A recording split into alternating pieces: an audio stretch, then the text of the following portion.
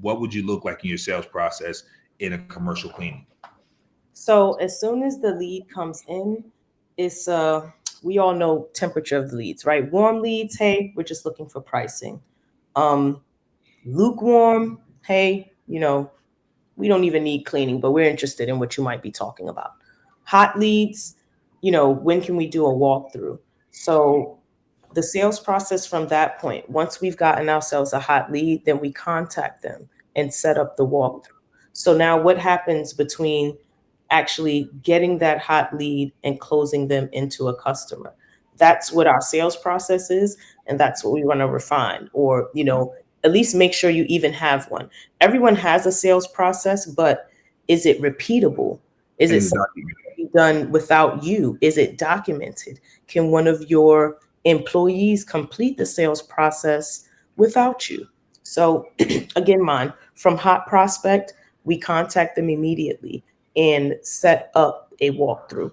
From that point of contact, we then send them information about us, because I believe that regardless of what you contacted me for, you may still need some extra service. We do floors, we do, viral sprays, we do all kinds of stuff. So I'll send them some information.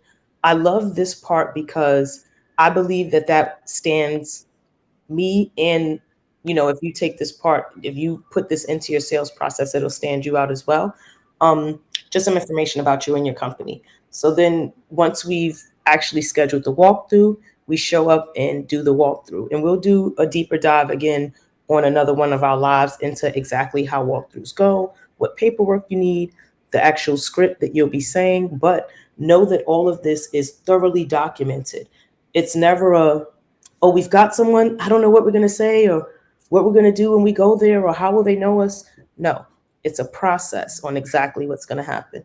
So get the hot lead, schedule the walkthrough, send them information about us, do the walkthrough. Soon as the walkthrough is done, I'll send them a thank you or something to that extent. I don't need to send more information, just a thank you for seeing me, whatever like that. Then I send out the quote. The quote, haven't started doing this yet, but I am going to do this year, which is attach a video to it. Hey, thank you for taking the time to see me. Below is your quote attached. Just because I'm learning that a lot of us are visual people. A normal human being's attention span is about less than 10 seconds, literally shorter than that of a fly. So a lot of times a long read isn't going to happen. They're not going to read all of that. You can get straight to the point with video. So I haven't done that, but it is a step that I will add. So from once we've done the walkthrough, I will send them something. Thank you. Appreciate you for taking the time. Maybe some stats about our company here. We've got 100 5-star reviews. Here are a few people that you can, a few references or things like that. After that, depending on the time frame, if they haven't contacted me back within a day, we'll send out a reminder. Hey, we sent your quote. Oh, I'm sorry. Skip the part.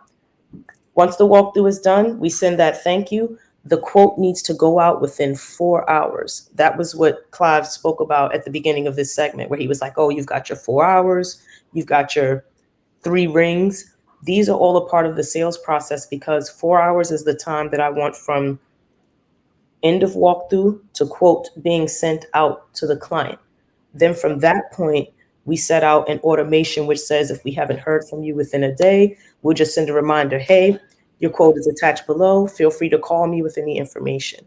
And from that point, we continue to contact them regularly. And when I say regularly, I mean daily.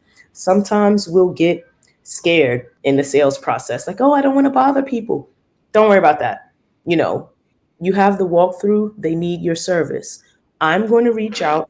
They tell me that they've want my service or have went with another company. And that is the end of only the sales process. Once we have a signed contract, closed, beginning day of work, they turn over from being a lead to being a client. And then we start our customer success journey with them, which is, making sure they're happy, going to do visits, meeting up with the manager and things like that. But that's the sales process, top to bottom.